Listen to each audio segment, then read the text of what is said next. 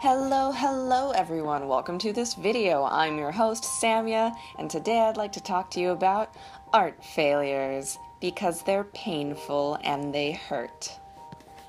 Now, as this process video goes on, before we get into everything I hated about this, I want to start with, I liked this drawing. Specifically, I loved how the line art came out.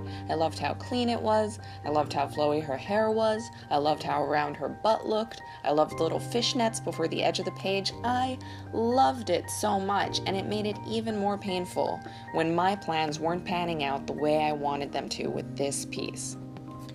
Now, if you're a fan of watercolor galaxies, as am I, then you're going to enjoy a lot of this video. And I have to tell you, now that I'm done with this piece and I know how it turned out, and now that I'm watching a sped up version of myself making this piece, I don't mind it so much. I really don't. But I think this is going to be a really good lesson for all the other artists out there, no matter how much experience you may or may not have, in the fact that we all hate things sometimes, that art is irrational and you can never see it for what it is. Nothing is ever enough, nothing is ever good enough, and actually, if you think your art is awesome all the time and you never see anything to improve on, then you probably don't have a very good eye for your own art. And I'm not saying it's bad to like your work, but I'm saying that there is a healthy balance that needs to be struck between being content with your work and knowing it isn't perfect.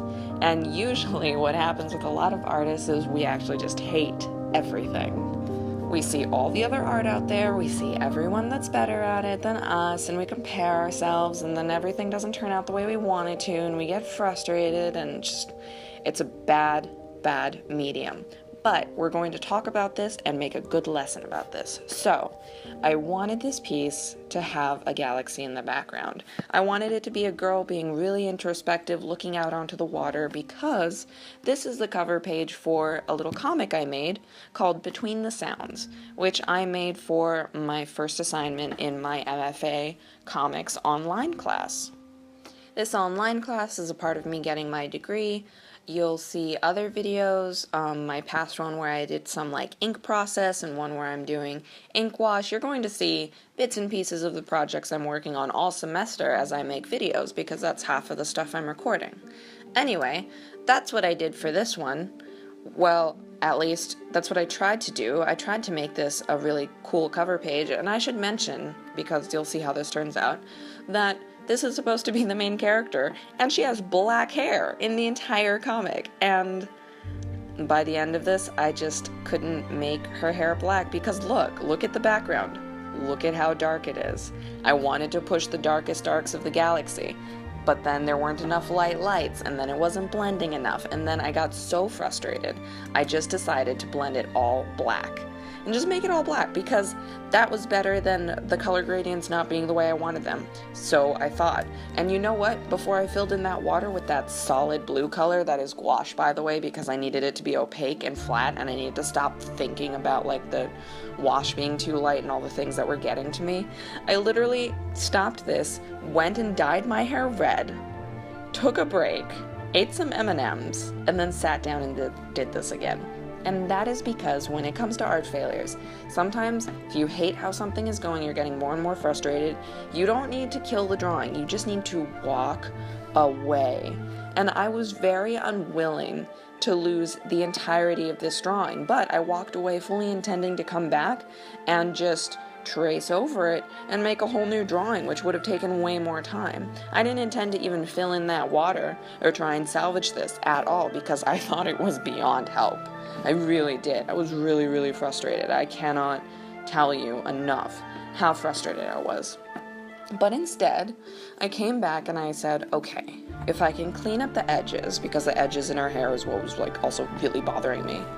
If I can clean up the edges and make this look a bit cleaner and get back to what I liked about the line drawing, but with paint, maybe it'll be better. And I thought about what I liked about the line drawing, and it was the fact that it was simple. I loved the clean lines. So I said, okay, if I liked that it was simple, it means that I need less colors and less gradients here. I thought I wanted them, I don't. I just don't. My comic is really like just mainly black and white with like some purple wash. and this is going to be the most color you see anywhere on the 9 pages, and it's the cover, and I want it to be more colorful, but not that much more. I don't want it to look like a completely different comic. So I flattened everything out, I started to fill in the skin, I used my water brush, which I knew would give me a really light gradient. I used some gouache, actually, for the skin tone, because I wanted a little bit more of that opacity, but not too much, so I really watered it down. And if you guys have questions about, like, the difference between gouache and watercolor, etc., please leave it in the comments below. I'll make a video about it if enough people want to know. But I knew that the gouache was opaque enough in comparison to watercolor to be able to paint over where the watercolor had, like, come in on her hairline. So I made the executive decision. I don't care that her hair is black. I don't give a fudge. Let's make it white. Let's make it all white because I loved the silhouette of her hair. And that against the black background, like, how dramatic is that? This is like some Inuyasha looking chick over here. And I decided to it's a psychological choice, okay?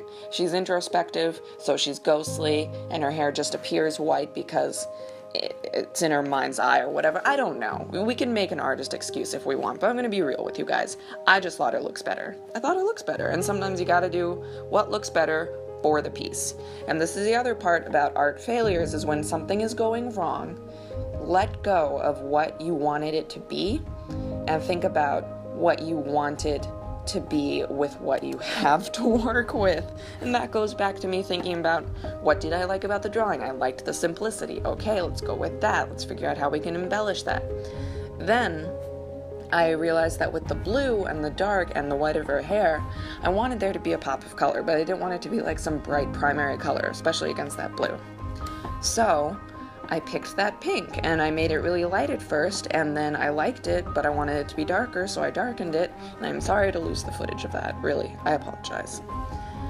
But anyway, I stayed with this piece. I'm outlining it now in Copic Fineliners. I really love those. It gave it that really nice sharp edge. It brought it back to a little bit of my technique in my comic, which is made mainly with brush ink pens and technical pens and ink nibs. And it just gave it a clean, bold look, and clean enough that I could take it into Photoshop, put the cover I wanted onto it, make the typeface the same color as her shirt, because that looked really good in the night sky, which is where the empty area is. And I like it. You know, it's fine. It works for this. I don't know if it'll ultimately be the cover of this comic if I ever print it out, but I think it might be. I really, really liked it. I especially liked how the ink line just brought everything kind of forward and tied it all together and filled in those gaps between her and the paint. And yeah, I stuck with it.